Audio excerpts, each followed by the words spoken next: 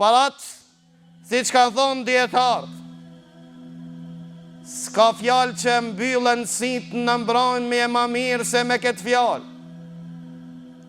Nga se preferot, si që ka nërë në hadithet për nga merit Allahut, që këtë bish me fletë të lexojsh ajetin më të madhë në Kur'an.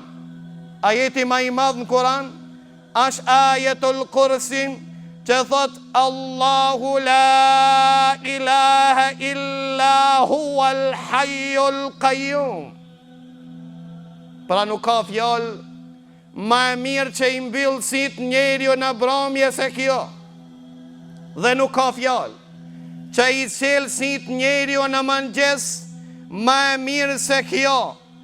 Për këtë arsye, kjo është obligimi parë në dunja dhe është fjala e preferuar që të mbaron jeta me tanë prej kësaj dunjaje. Obligimi parë. Kjo dera Islamit. Kjo e vetëshma derë që njeriu në përmes kësaj hina Islam dhe preferohet që mos të del prej kësaj dunjaje vetëm në përmes të deras La ilaha illallah. Para disa dietar kanë thonë La ilaha illallah ma ahlaha fil gjinan. Sa e ambël kjo fjallë në gjennetin Allah. Ma e khaffuha ala lisan.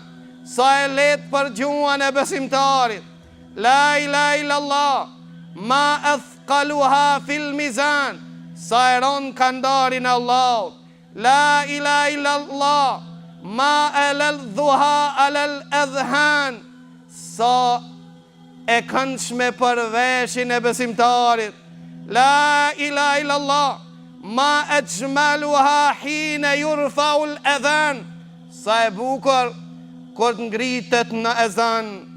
Për këtë arsye vëllezër të ndershëm, ne të gjithë së bashki të thojmë La ilaha illallah akhlu biha wahdi.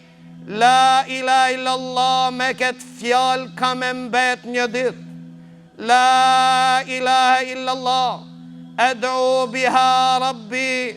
Me këtë fjalë i lutem Zotit tim.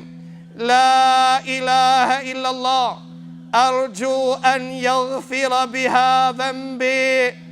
E shpresoj që Allahu të mi fal gabimet me këtë fjalë.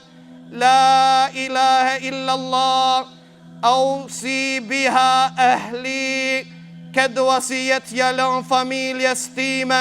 La ilaha illallah arju an yuhtama biha ameli. Shpresoj të përfundoj veprën time dhe jetën time me këtë fjalë.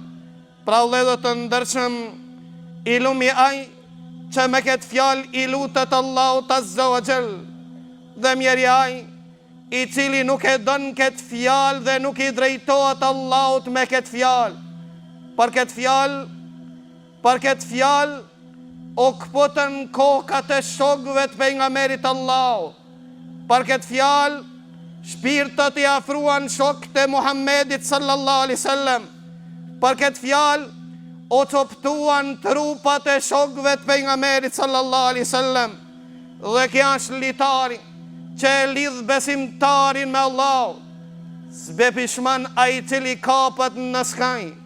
Siç ka në hadithet pejgamberit sallallahu alaihi wasallam, se litari me një anë është i kapën në dorën e Allahut, në tjetrën anë është i kapën në dorën e besimtarit. Sa pishman ai që i kapët fort këtij litari.